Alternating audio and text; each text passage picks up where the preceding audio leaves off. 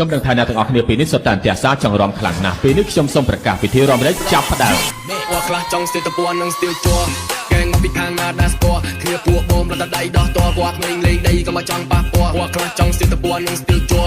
កែងមកពីខាងណាដាស់ស្ពស់គ្នាពួកបូមលត់ដៃដោះតពួកក្មេងលេងដីក៏មកចង់ប៉ះពួកមានកម្លាំងដូចតោដាក់នៅទេតើ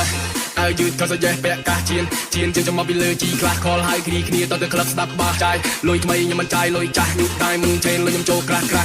នៅក្មេងនៅកណិតខ្ញុំចាស់ចេញដើរកងព្រេងខ្ញុំមិនដើរដេកដាស់ខ្ញុំមិនមែនមកទីតែខ្ញុំចេញមកដាស់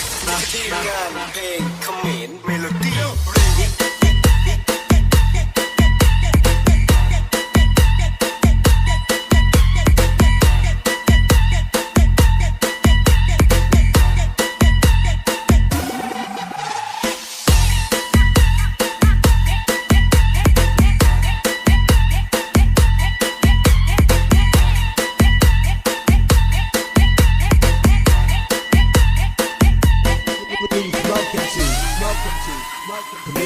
តែមកជាតិទៀតតែមកចាមានរូបដែរក្នុងចំណោមអ្នកក្លាហានគ្មានរឿងអីដែលខ្ញុំមិនធ្វើមិនបានធ្វើរឿងទុំឡើងតែមិនណាជឿស្មានមកម្ដងហើយមិនដល់ម្ដងទៀតធ្វើច្រើនតែខ្ញុំនៅតែធ្វើតទៀតពេលនេះចេញមកដាក់សំពៀនឡាមកវាយលើតែខ្ញុំមកចេញគ្រប់ស្នៀតព្រឹកទៅប្លក់ប៉ះនៅតែឆក់តែមកដល់ថប់ព្រឹកទៅលុយកក់ពួកអ្នកស្អប់ឃើញហើយចុះស្លក់បានត្រឹមតែលំបានមកចិនទៅសក់គ្មានខ្ញុំបើហឺននៅតែហ៊ានបាសជើងតែណាហ៊ានកើននៅតែឯងបាសសក់មាត់และកំដៅព្រោះទៀតជភ្លើតែណាចិត្តសឿងចង់លេងទៅចង់តក់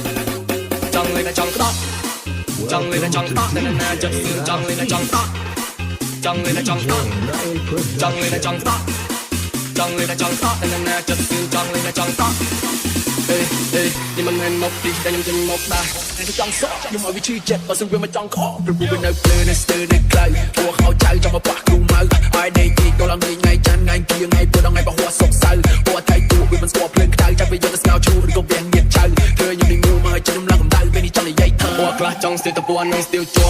កែងមកពីខាងណាដាស់ស្ពស់គ្នាពួកបូមរត់ដៃដោះតពួកក្មេងលេងដីក៏មកចង់ប៉ះពួកខ្លះចង់